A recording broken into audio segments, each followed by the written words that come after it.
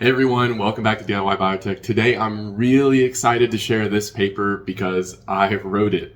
So this was my first author publication, and it's on doing functional genomic screens in the oleaginous non-conventional yeast, Yarrowia lipolytica. So if you watched my defense presentation that I uploaded a few weeks ago, this is an expansion on one of the big sections in that video. Since I wrote this paper, I'm going to provide a lot of background of actually, what's going on here, what the process was like, submitting this paper, getting reviews on this paper, making revisions on this paper, who was all involved, and what it all means in the context of the field. So again, really excited to share this video and very excited for you to come along this journey with me. This paper is in the journal Metabolic Engineering, and for my field, this is maybe as high as you can go, maybe one rung below. So, if you're in any science field, if you publish in the journal Science or in the journal Nature, that's sort of the top, because it's a journal that's, you're competing with every field. But the journal Metabolic Engineering is specifically for metabolic engineering. This is a metabolic engineering article. And so it's a pretty good journal to go into. So I'm pretty happy about that. And, of course, this wasn't just me making this data in a vacuum. This was a lot of people coming together with a lot of pieces of information. I just happened to be the one that sort of, put together most of this information and contributed the most to this paper. And so that's why I'm the first author here. So this paper is titled Optimized Genome-Wide CRISPR Screening Enables Rapid Engineering of Growth-Based Phenotypes in Yarrowia lipolytica. So we'll talk about what this optimized part means and what these genome-wide screens are. Of course, we'll talk about CRISPR a little bit.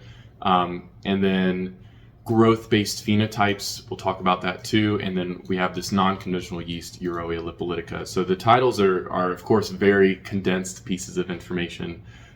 So you can see me here, I'm the first author. Varun is my lab mate, and he does a lot of computational stuff in our lab.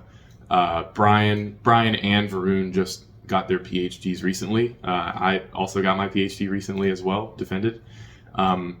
Brian has been in the lab for a while, and he contributed some of the screening data. Aditya used to be in the lab, but now he's been working in industry for over a year now. And he helped with sort of the beginning of the paper. Yuna and Steph are my undergrad researchers. Shout out to Yuna and Steph. Thanks for helping there. Sang is also in the lab. He's the same year as me, and he helped with some of the validation data. Anthony was a master's student in my lab that I helped train. Alex did some of the computational work with Varun, also in my lab. Chase is also in my lab, helped with some of the validation and the writing. And then Marcus is a student of Robert Jinkerson's, who's a PI. Robert Jinkerson is a fantastic PI. He's got NASA grants to make space tomatoes, so these miniaturized tomatoes that we could potentially grow in, NASA space applications, because you want a lot of tomato and not much plant, right? So you want these miniature tomatoes. Anyway, he does a lot of other work too, specifically the acetate stuff. Robert and Marcus sort of helped conceive this, at least the acetate screening stuff here that we'll see in a minute. And then Ian Wielden is my PI, and he does a lot of metabolic engineering work now, of course. Okay, so I'll go over the abstract and the introduction, and then we'll just go through the figures. I think that's the easiest way rather than actually reading into the details of the results. And so there's this idea here of these functional genomic screens. So functional genomic screens basically means that you're going to mutate all of a genome of an organism, or most of the genome of an organism, and figure out, based on those mutations, what gene functions there are. So there's things like you can get a library of baker's yeast that has every single possible gene deletion, and then do whatever experiments you want to that to figure out if you have a gene that's responsible for tolerance at high temperatures, or tolerance at low pH, or consumption of a certain type of sugar or something like that, right? So these functional genomic screens, you can do them in yeast, you can do them in bacteria, you can do them in mammalian cells. You can do them in like cancer cell lines and figure out, which genes are important for that cancer cell survival, right? Okay, so like a lot of articles now, we want to set up, and articles in general, we want to provide some background, but also talk about what the challenges are currently and how we've addressed those. So we're going to bring up some challenges that we did address in this paper, because why would we bring up any other challenges? So specifically here, we're looking at CRISPR functional genomic screens. So CRISPR is a way to very precisely delete a gene, basically. And this is important because what we can do is very specifically design a library of what's called guide RNAs, which are basically DNA barcodes, to go and cut every single gene in the genome all at once. This is really, really cool stuff. But when we design these guide RNAs, these little DNA barcodes that tell Cas9 where to cut, we're not exactly sure that that guide RNA is going to direct Cas9 perfectly. And so we need to experimentally validate guide RNA activity. So sometimes when we make these genome-wide libraries, these functional genomic screens with the CRISPR-Cas9 system, we're uncertain of how well particular guides are actually cutting in the genome. So this is one of the challenges currently in the field. We also want to make sure we have good genomic coverage. So we want guide RNAs that target every gene in the genome and not just, a quarter of them or something. And then another challenge is transformation efficiency. So the issue here is like you have maybe 30,000 genes in a yeast genome, and you want to have a library of a particular coverage. So sorry, that's wrong. In Yarrowia lipolytica, we have about 10,000 genes. And we have, in this paper, we make a threefold coverage library, meaning we have 3 guides per gene, 3 guide RNAs per gene, to really make sure we understand what that gene is doing. So then our library size is about 30,000 guides. And so if we have 30,000 guides, we need at least 30,000 yeast to put those guides in to make every single yeast have a different guide. But if you think about like, this is a common topic in the field is coverage. What is coverage, right? So if you have a bag of marbles that have red, green, blue, and yellow marbles, and you reach your hand in 4 times and you pull out a random marble, you're not always going to get all 4 colors on if you just pull out 4 marbles, right? So really, to make sure you get every color marble, you should have some sort of fold coverage of how many picks you're going to get from that bag. So if you have 4 colors, maybe you want to draw from the bag like 10 times to make sure you get a proper sampling of all of those colors. And so this is the same with these genome-wide screens, with these guide RNA libraries, is that you can imagine that you now have 30,000 colors in the bag, 30,000 different colors of marble. If you pull 30,000 marbles, you're not going to get every single color. Like statistically, it's almost an impossibility. So really what you want is something like 10-fold or 100-fold coverage. So if you have 30,000 different colors, you want to draw from that bag something like 3 million times to really make sure you get every single color. And so that's where this transformation efficiency comes in. So transformations is putting a piece of DNA in an organism, right? Specifically, we're talking about plasmids, these circular bits of DNA going in yeast. And so, if you want every yeast to have a different guide RNA plasmid, you can't just, take your 30,000 guide library and transform it into 30,000 yeast. Really, you want to push it into 3 million yeast to really make sure you represent every guide RNA in the library. And so this is a big challenge because normally when we put DNA in an organism, it's at really low efficiencies. So often, if you want to do genetic engineering, you're doing a transformation, you're putting a piece of DNA in an organism, you're happy to just get one cell that gets your plasmid. Transformation efficiency is how many plasmids you can get in a set of organisms. And typically, transformation efficiencies with, something like Baker's yeast, Saccharomyces cerevisiae, maybe best case scenario, you're getting 1 million transformants or something like that. in a single like big reaction. And so there's a lot of optimization that has to occur to get higher transformation efficiency. So anyway, that's one of the sort of method challenges that is going on in the background here. We'll go through the paper faster, I promise. But that's a really important topic, is transformations, efficiencies, and coverage. Okay, so specifically these challenges exist in non-conventional yeast, so everything except baker's yeast. So Saccharomyces cerevisiae is baker's and brewer's yeast. We're working with this oleaginous yeast, Yarrowia lipolytica.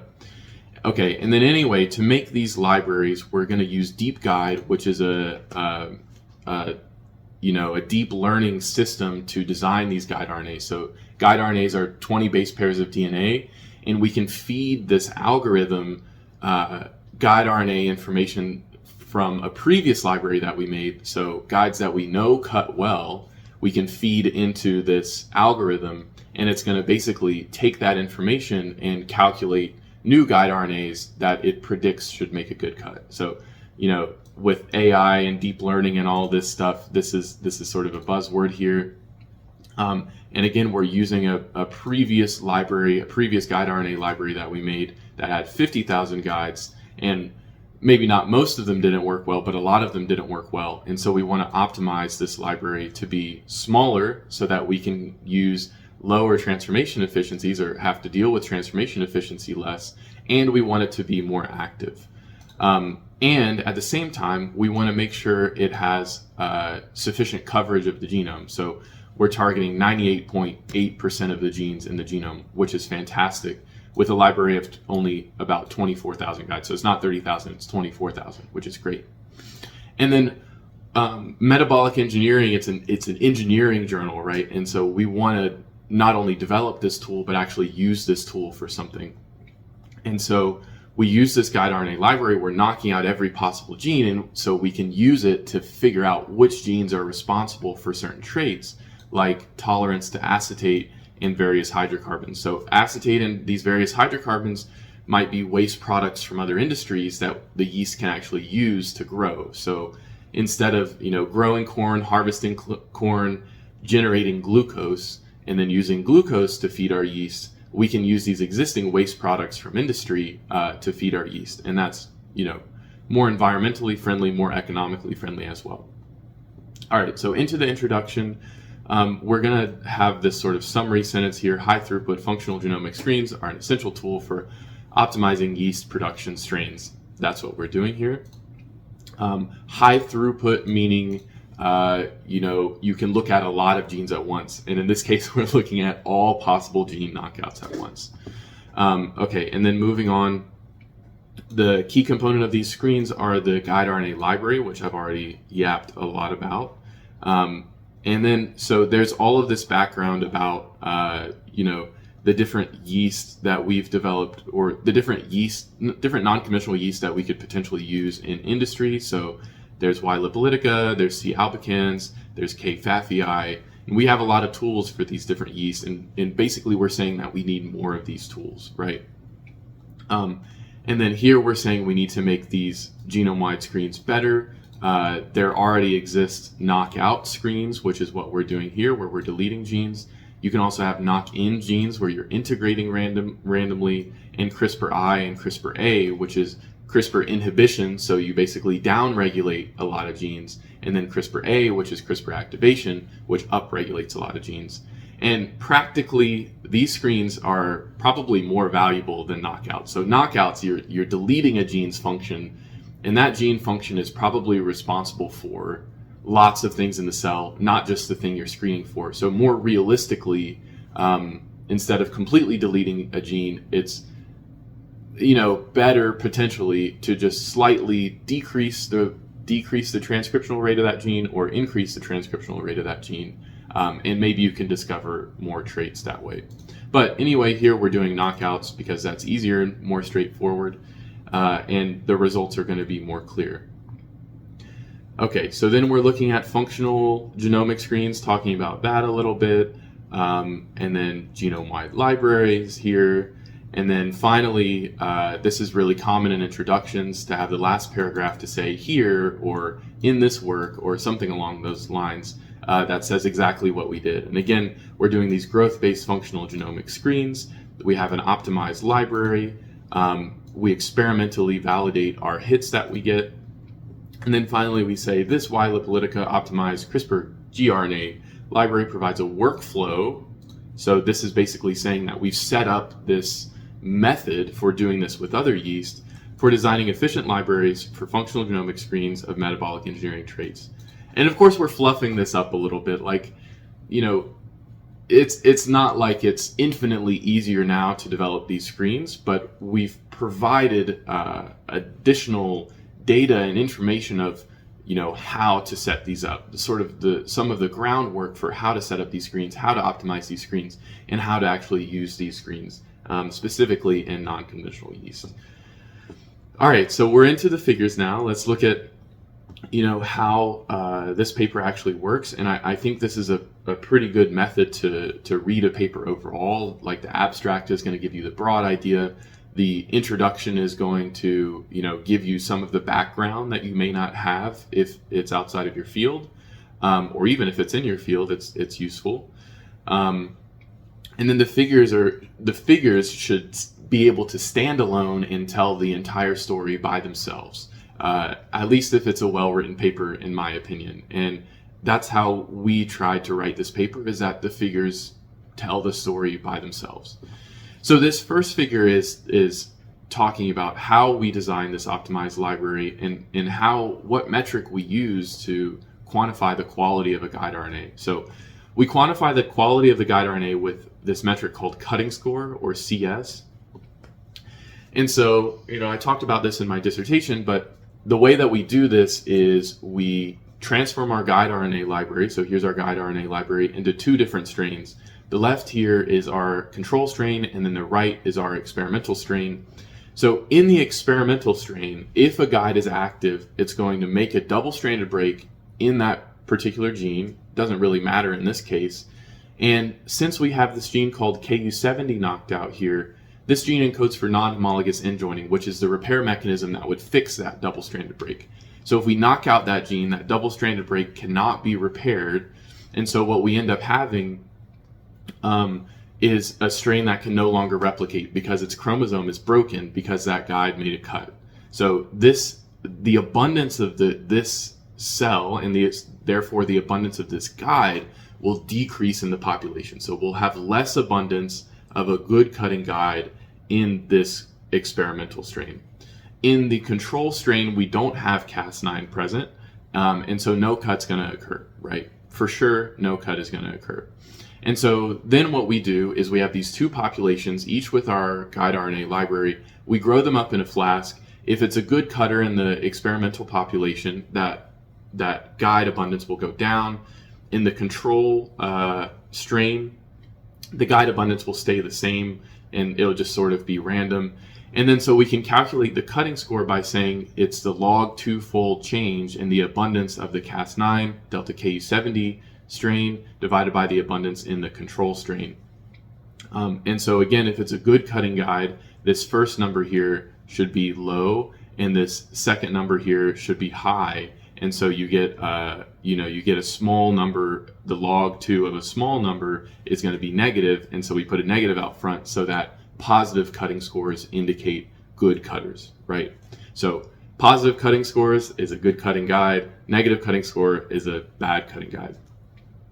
Panel B is showing our previously designed library. This is called a violin plot. So violin plots is sort of like a histogram on its side. So it's sort of, the amount of guides. So like right here, it's the amount of guides with a cutting score of 8. And then right here, it's the amount of guides with a cutting score of 0. And so this thick line indicates the mean, I believe. Maybe it's the median, I forget. And so basically what this is showing is in the original library, we have this big, thick section up here with good cutting guides. These are high CS. But we also have this huge chunk down here of medium to poor cutting guides, right? And so we sort of have this bulge in the bottom that's indicating our poor cutting guides. And these numbers are sort of relative to the particular screen that's being done. So it's not necessarily that if it's below 0, it's a bad cutting guide, or if it's above 0, it's a good cutting guide.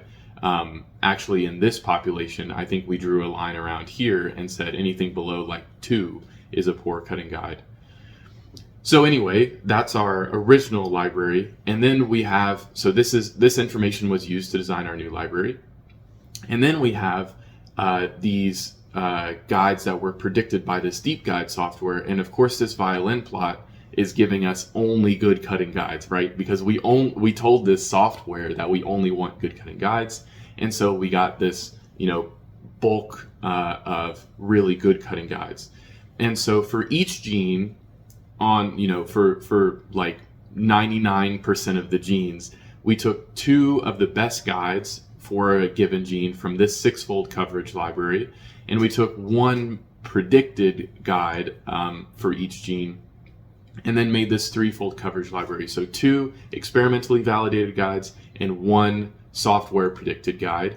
And then we made this 3-fold coverage library, and this red violin plot is actual data that we got testing out these guides. And so you can see now we just have 1 big hump instead of this bimodal distribution. We have this 1 big hump of just good cutting guides, and then maybe down here we have a few poor cutters, right?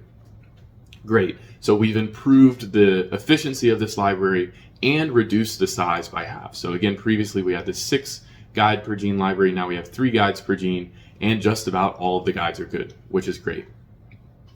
All right, and then moving into panel C, this is showing what happens over time. So when we design this library, so this is showing specific data for this red violin plot. So when we design this library, we purposely put in non-targeting guide controls. I forget exactly how many we put in, but it was a few hundred. So we have some non-targeting controls, and that's in the gray here. And we had to create a different axis for this because there were so few. So in the gray, right y-axis, and in the gray in these actual graphs is the non-targeting controls. And so when we start, day 0, we transform all of our cells into this Cas9 delta Ku70 strain. In the beginning, we should have an even distribution of all the guides. So ideally, all of the guides are represented equally. And then as the cells grow, the good cutters are going to fall down in the population, and the bad cutters are going to improve in the population. And so basically what we should see is the cutting score of the guides diverging from the non-cutting population. And that's exactly what we see. So at day 2, we're growing these flasks. At day 2, we don't see any separation of the good cutters and the bad cutters. And then we subculture, so we take some cells from those flasks and put them into a new flask, and we grow them for another 2 days, and we can see those populations start to diverge. And so basically we did deep sequencing, so this next generation sequencing, where we get like millions of reads, we call them, on a given stretch of DNA so that we can count all of the guides. So we can see that our good cutters in the red are diverging from our poor cutters, our non-targeting guides in the gray. So this is great. Okay, and then finally, next, panel D is showing that, the control population, this is library V1, right? So the control non-targeting guides have this fairly large spread, and the library version 1 has a pretty large spread of good cutters and bad cutters, whereas our new library has a much tighter distribution of good cutters, and even our non-targeting controls have a tighter distribution. But both libraries are good because these populations are statistically significantly different by a lot. All right, and then in panel E, this is showing the distribution of the different kinds of guides. So we have predicted guides in blue and experimentally validated guides in red. And this is just showing basically throughout the genome, throughout the different chromosomes, we have both experimentally and predicted with deep guides. Okay, so if figure 2 or figure 1 was all about cutting score, figure 2 is all about fitness score, or it focuses a lot on fitness score. So to calculate fitness score here, the calculation's a lot easier. Our control strain is just wild type, just normal Yarrowia lipolytica. And then our experimental strain is Cas9. So in this case, if a guide has a high cutting score, it will make a cut, and that gene will be deleted because non-homologous end joining is functional. The cell will try to repair that double-stranded break. It will end up accidentally inserting or deleting a few genes. This is called an indel, and so that gene will be deleted effectively. And so we can define the fitness score as the log two-fold change of the abundance in the Cas9 strain, the guide in the Cas9 strain, divided by the abundance in the wild-type strain. And we can make a distinction here, too, between guide and gene. Since we have 3 guides per gene, we want to calculate the fitness score for every guide. And then for the gene fitness score, we want to only take guides that have a high cutting score and then average the fitness scores of each guide in order to get the fitness score of each gene, right? So we're trying to understand the fitness effect of each of these genes. So if we have a high fitness score, that means potentially that knockout improves growth in a given condition. And if we have a very low fitness score, that means that gene is essential for the given condition. So we can define first a set of essential genes in glucose. So this is in the red here. These are statistically low fitness scores in the glucose condition, and so we call these genes essential. And we can actually go to the literature and find different styles of functional genomic screens that also call essential genes, and we actually found that there was significant overlap between the essential genes that we call and the essential genes that were called in completely different methods, which is great validation. And then for the, so this is a one-tailed t-test, so a single-tailed t-test. We just want to look at the extremely low FS for glucose.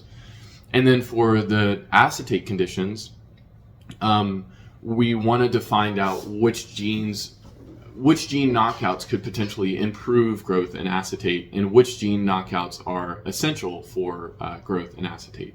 And so we wanted to do a two-tailed test, so we looked at the tops and the bottoms here. And so this top section potentially contains genes that, when knocked out, improve growth in acetate. So this is really exciting. We can knock out genes to engineer an organism to better tolerate acetate and potentially better consume acetate for industrial applications.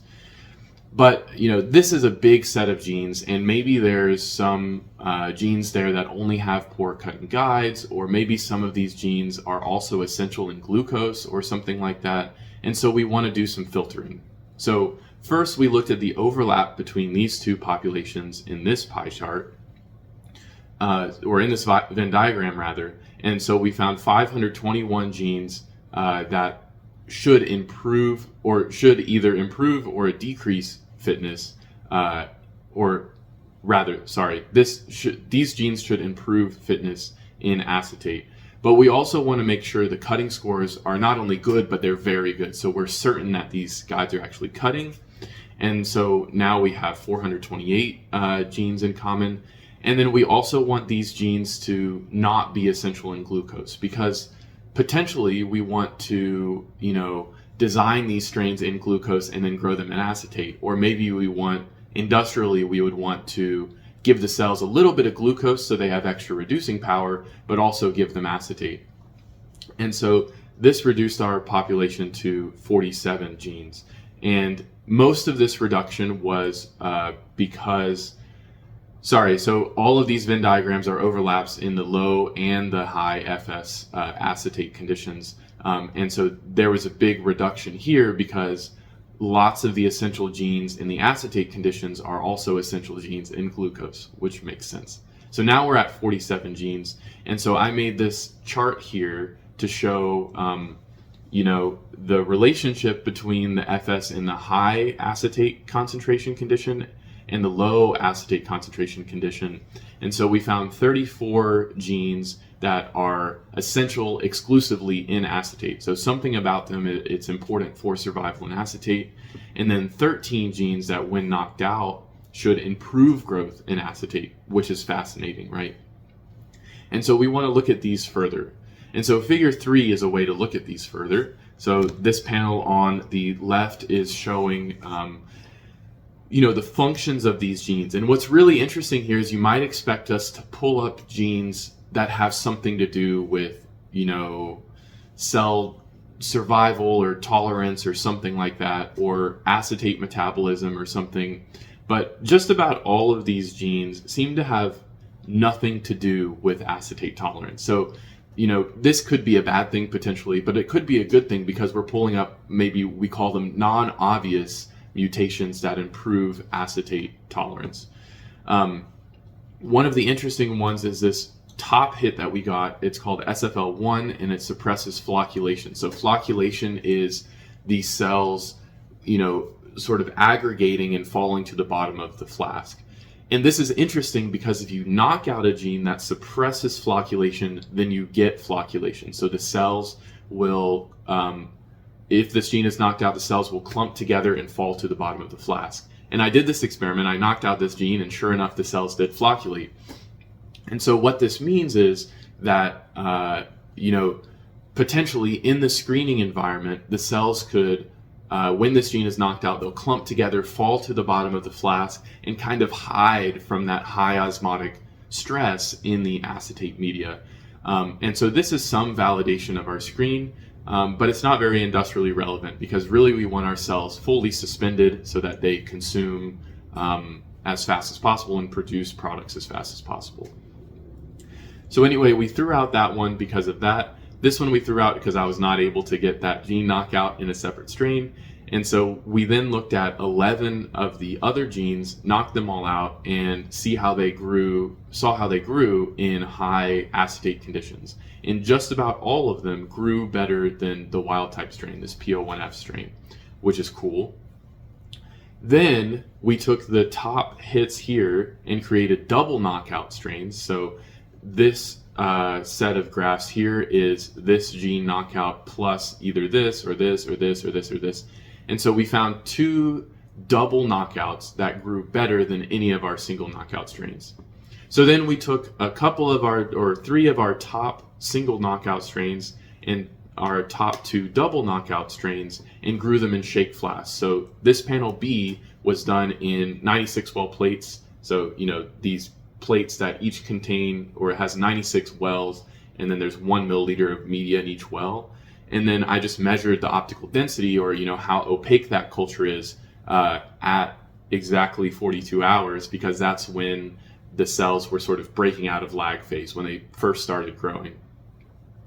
Okay, so anyway, I took the top strains and grew them in shake flasks, which is much harder because we have to monitor them every 6 hours, and that requires coming in at like 3 a.m. And I also did all of these experiments in, I forget if it was duplicate or triplicate. I think it was in, let's see, top 3 growth curves, 3 biological replicates. So that means I have 3 shake flasks for all of these strains. So 1, 2, 3, 4, 5, 6 strains times 3, looking at 18 flasks. The flasks are like the size of a soda can, basically. And I'm coming in at like 3 in the morning sometimes to measure, the turbidity, the optical density, how many cells are in these flasks. And also taking samples to then measure acetate and see if acetate is being consumed. So anyway, we have this strain in the bottom is our control strain, and then all of the strains, you can see they start growing faster than the control strain, and they actually have a higher slope there, so they have a higher growth rate as well. Great validation. And you can also see that all of the strains consume more acetate over time. And this was validated with HPLC. So basically you have, HPLC is awesome. You have this column, you send a sample through, it separates the different compounds, and on the other side you have a detector that can see when the compounds come off. And in this case we're separating acetate, and we can see acetate coming off of these samples. And we have a quicker reduction in acetate and more reduction in acetate in our knockout strains. So we did this screen, identified these genes that improve acetate consumption, and validated that they actually do increase acetate consumption and increase tolerance and increase growth rate in acetate. So this is really cool stuff. And they're all non-obvious genes, like you would never expect them to do that. And here we basically did the exact same thing with hydrocarbons on solid media. So fitness score was calculated in a similar way. We grew in glucose, dodecaine, margaric acid, and oleic acid. So these margaric and oleic acid have a carboxylic acid group on the end of this long hydrocarbon. Dodecane is 12 carbons just chained in a straight line. Dodecene is 12 carbons just chained in a straight line with one double bond at the beginning, because one dodecene. So we have, fully saturated hydrocarbon, partially saturated hydrocarbon, and then the same, but with carboxylic acids on the end. So these are fatty acids.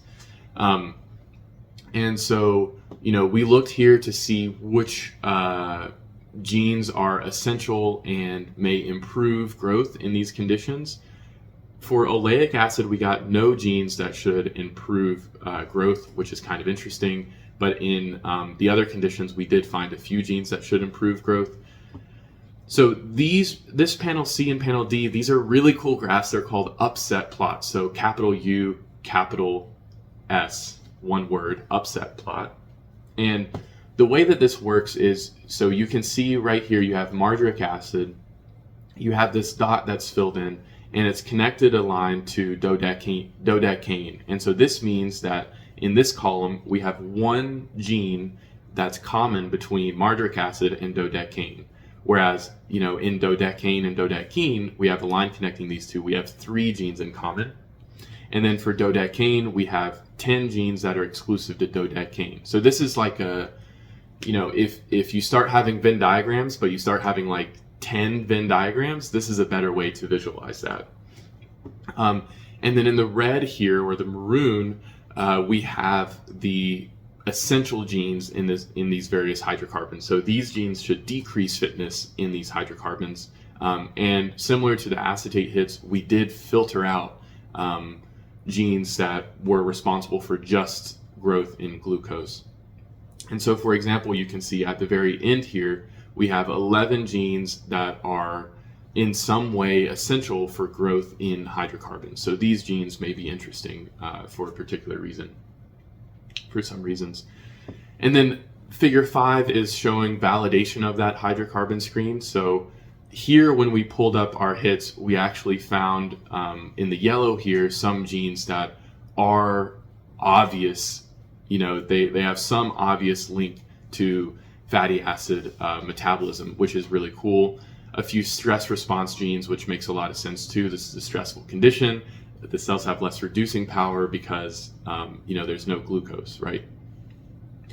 And then in B here, we have genes that are sort of the top hits from these fatty acid hits. So in this, let's see, we're looking at this chunk here. So these genes that are responsible for fatty acid metabolism, in the blue, these genes should improve fitness in, when knocked out, they should improve fitness in these fatty acids or hydrocarbons.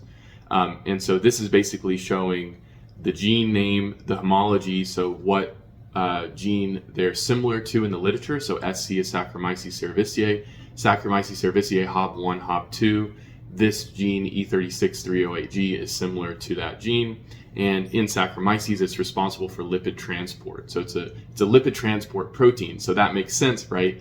If we're trying to consume these hydrocarbons, these lipids, we want to be able to move them in and out of the cell. And so potentially knocking out that gene has some effect on consumption of those hydrocarbons. And then in the red here, it's representing this yellow portion on this right graph, which are genes that should decrease fitness. These are essential genes in these hydrocarbons. And so you can see their functions here as well. All right, so finally, I wanted to pull up the supplementary information, which is going to contain, of course, all of the guides that were used here, all of the primers that were used, all the DNA, all the extra information. I want to show this because this is the flocculation suppressant gene. So I knocked out this gene, and you can see the cells clumped to the bottom of the flask compared to the control. So I just took pictures, and that's a figure right there. One of the reviewers also had a comment that was like, do these genes that you knocked out in acetate also affect growth in glucose? And so we ran that experiment and found, yeah, sure, there was one gene that decreased fitness in glucose, but it doesn't matter too much. In those growth curves in acetate, I also measured a lot of other things. So I measured the pH over time, the dry cell weight at the end, and then calculated the growth rate. So the growth rate of all of the strains improved except for this one at the bottom.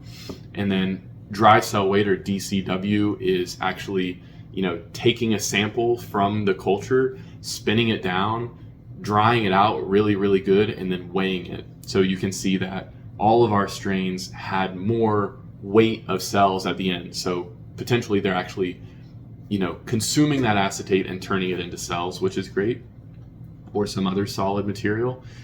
And then finally we have the pH. So the pH is higher in the knockout strains because more acetate is being consumed. This makes sense because acetate is an ion of it's sodium acetate, right? We actually are giving the cell sodium acetate. So when the acetate is consumed, then in the media you basically have sodium hydroxide now, because the hydroxide is going to come from the water. You consume that one ion, and so you have that other ion remaining, and so the pH has to rise. So it's the same thing as if you had like acetic acid in solution and you added sodium hydroxide, the pH would raise. If you remove the acetate ion, then the pH also raises. So anyway, that's interesting to see.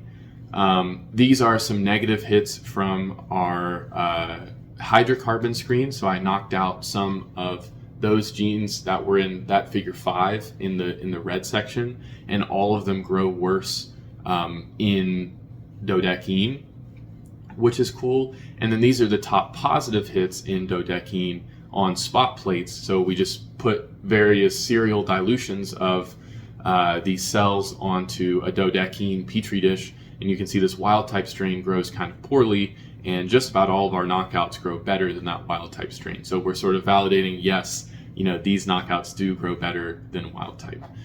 So anyway, that's the paper. I really hope you enjoyed this video and you really got to dig in and see the background of what it's like to put a paper together and deal with reviewer comments. So these were all responses to reviewer comments, like this figure, and this figure were all reviewer comment responses, which was annoying, right? So we had to go back and redo some experiments to really make the reviewers happy.